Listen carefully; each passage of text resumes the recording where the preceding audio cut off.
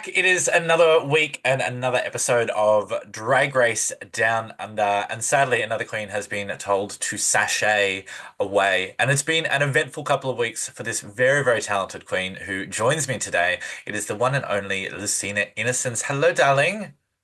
Hello, how are you? I am delightful. And what's always very sad to see everyone because it means you're no longer on the show. But what a fucking run. That was I think a really impressive run. How did you feel about your time on the show overall? Well, it could have gone better, but Of course. it was great to even be there and be a part of this show. And yeah, it was a great experience overall. Yeah, I think, it's easy to be like, oh fuck, I was in the bottom a few times, but you've made it halfway through the series, which is great, and it was a really good I suppose arc in terms of your resilience. Like you really pushed through. It's got to be tough to be slapped in the face those first two episodes and then get back up there again. And I felt like you were confident going into the sewing challenge. How was that challenge for you?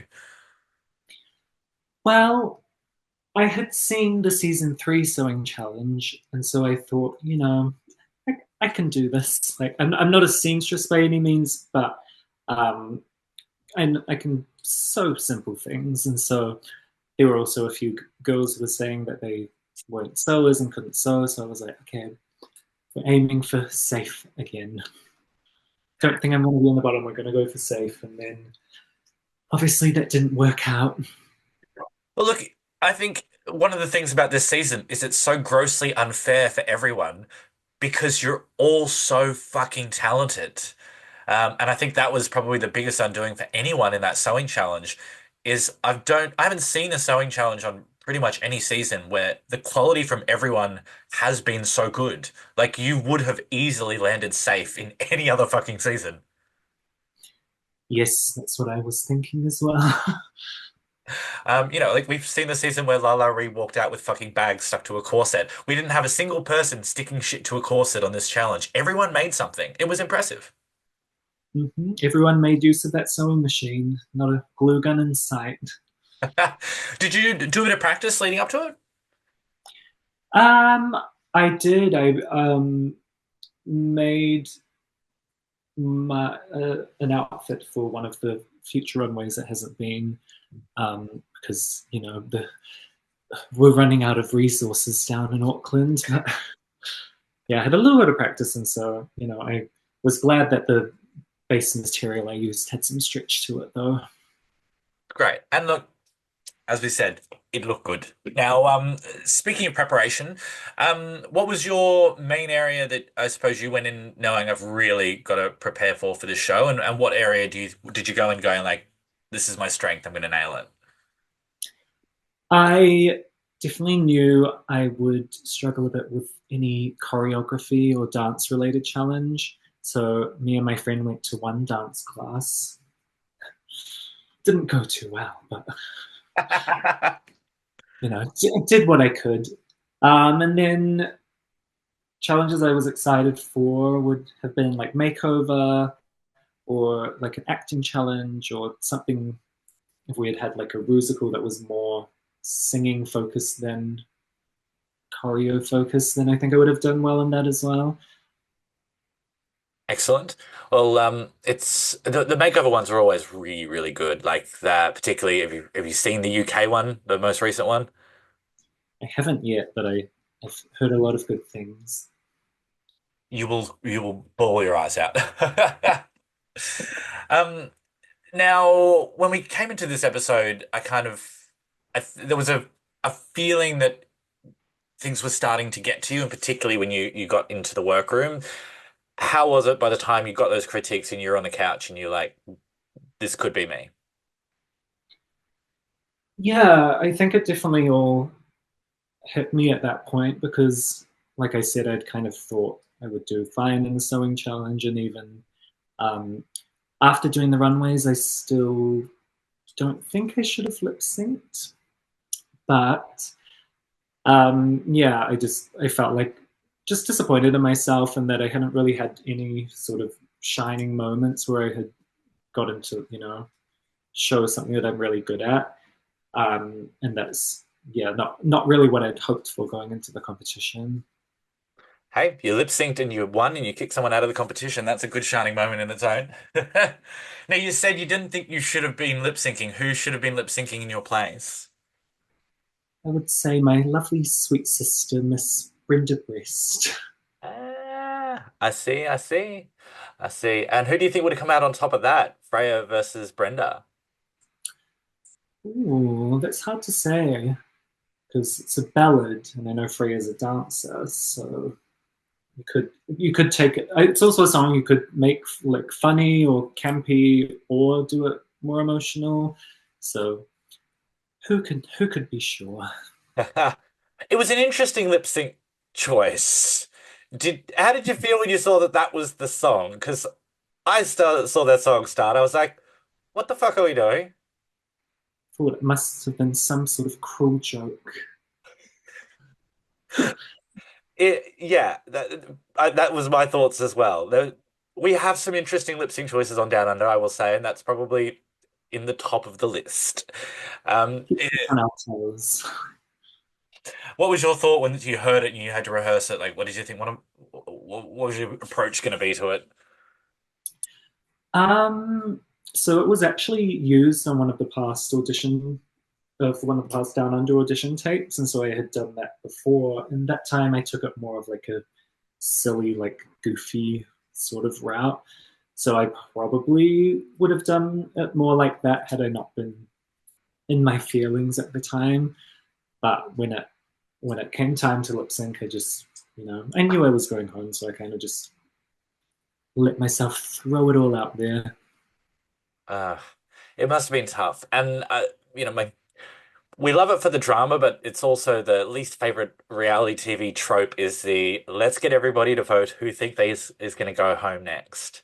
Um, is that as fucking awful as it was to watch, seeing, people basically say everyone thinks you're going home in front of everyone else? Yeah, I mean, it wasn't fun, but at the same time, I knew they were kind of basing it on how I had done in the competition so far, because I don't think many of the girls knew me outside the show, so I probably would have been more surprised if someone else had been picked. And speaking of outside of the show, and I've said this to one of the other girls, everyone's so fucking loud. Um, and you obviously that makes you come across as much more quiet and demure. Is that you out of the show, or you're a bigger personality when you're not being suppressed by these fucking Australians?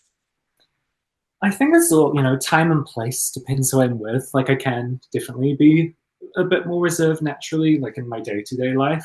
But when I'm with friends, loud, crazy bitch, just like anyone else. And I think for me, where I get most of my energy is when I'm on stage and performing. Like, compared to my day to day life, that's, it's where I come alive. It's why I do it.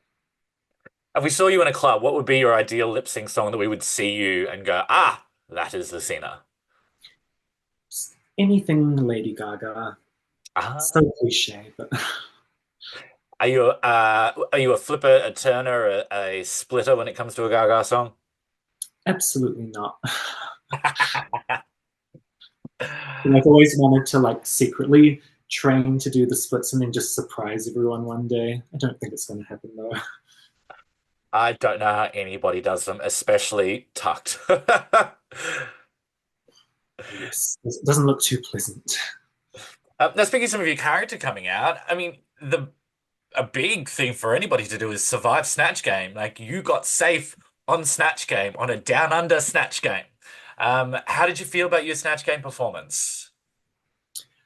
I I felt pretty good about it. I think being up against Brenda, Mandy, and Vibe, even Lazy, like all these queens that do more of that kind of stuff in their regular life, it was something I knew I wasn't going to win. So, but to be safe, I was definitely felt like was quite the achievement.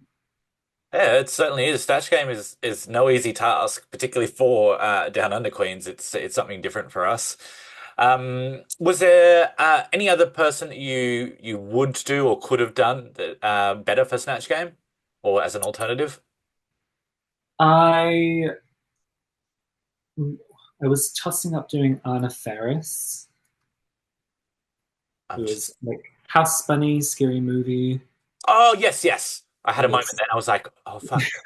The blonde girl in Scary Movie. Yes, it's the yes. blonde. Like, Yeah. Okay, cool. Me having a blonde moment there.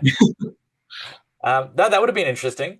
So her, and was there another one you said? I'd kind of wanted to do Super Nanny, Oh, yeah. make her like sexy. All right, that would have been interesting. Did you do a lot of prep and practice at home for Snatch Game? Was there lounge room sessions, sitting down? All right, throw me some lines, let's go. No, I probably should have. I did Tabitha for my audition, so that was about all the practice. But I just left her episodes looping on repeat while I would do my makeup for the weeks leading up to it. At least it gets you in character, at least stuck in your head. So if there was one moment you could go back and change from your time on the show, what would it be?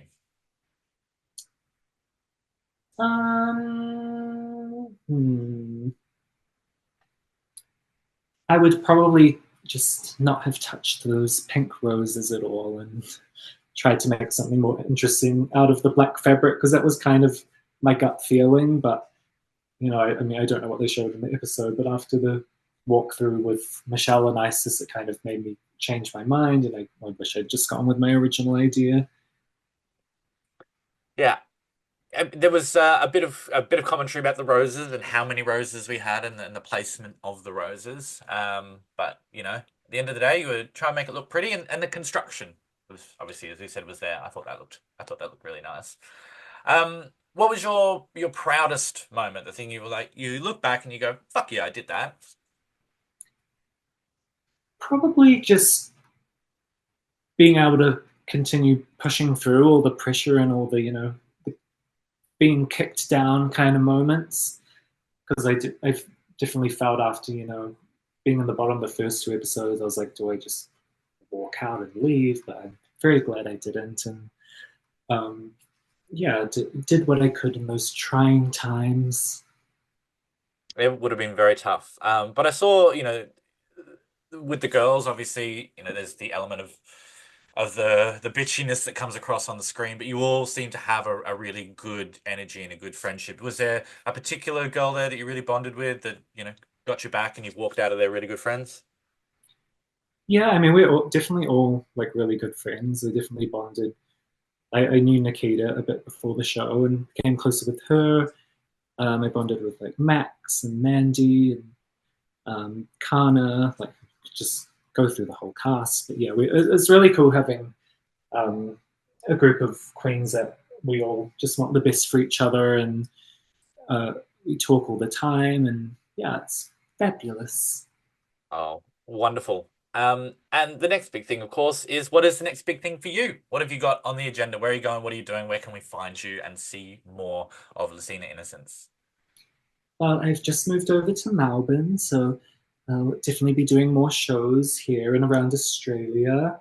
And then I will be putting out some music at some stage. Oh, So she's a singer. she tries to be. Fantastic. So moving to Melbourne and you've got music coming up as well. Fantastic. All right. Well, make sure that we follow you on your social medias so that we can find that. It has been an absolute pleasure having you today. Thank you so much, Jacina. Thanks, Michael. Been a pleasure. And stay tuned for more of our exit interviews, including our chat with Reese Nicholson, which will be on the channel as well. So make sure you subscribe with all the buttons down below. And I will see you for our next interview next week. I'm Michael James. Have a fantastic day.